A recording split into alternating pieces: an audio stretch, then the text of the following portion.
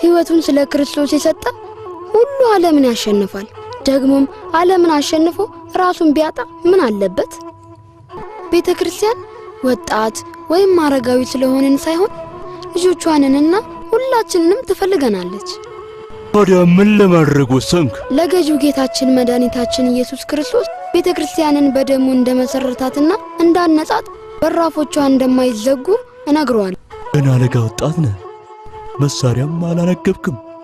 በመሳሪያ ሳይሆን በልብ ያለው እምነት አምራትን ይሰራል። የምታስበው መከራው ቀላል ሳይሆን ጨካኝና አሰቃቂ ነው። እኔም በዚች ቦታ ሕይወታቸውን ከሰጡት ሰማዕታት አላንስም። እኮ ፈጽሞ እግዚአብሔርን የማይፈሩ አመፀኞችና ልበ ደንዳኖች ናቸው። እየተከተሉት ያለው የተሳሳተ መንገድ እንደሆነ ሊረዱ ይገባል። እግዚአብሔር ብርታቱን ይስጥ። እኔ ግን ስላንተ ሐሳብ ገብቶኛል። ሕይወቱን ስለ ክርስቶስ የሰጠ ሁሉ ዓለምን ያሸንፋል። ደግሞም ዓለምን አሸንፎ ራሱን ቢያጣ ምን አለበት?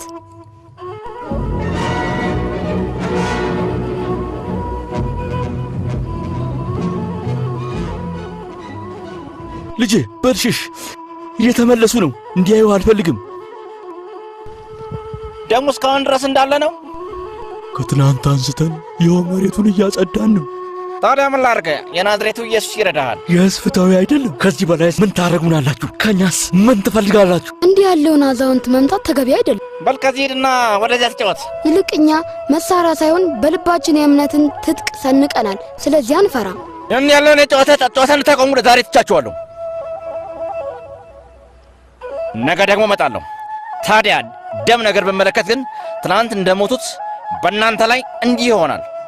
ይገባችኋል? ገብቶኛል።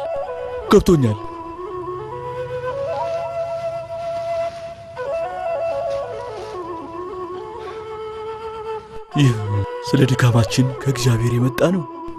እግዚአብሔር ከኛ ጋር ከሆነ ማን ሊቃወመን ይችላል? የኔ ልጅ ጀግና ነህ፣ በዚህም ጊዜ ዕድለኛ ነህ። ነገር ግን ሁሌም ላይሆን ይችላል።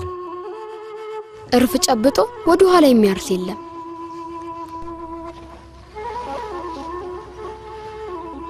ስላንተ ጨነቃለሁ። ረጅም ዕድሜ ይሁንልህ። የኔስ መጨረሻ ተቃርቧል። ሰላም ላንተ ይሁን። በልሂድ የኔ ልጅ።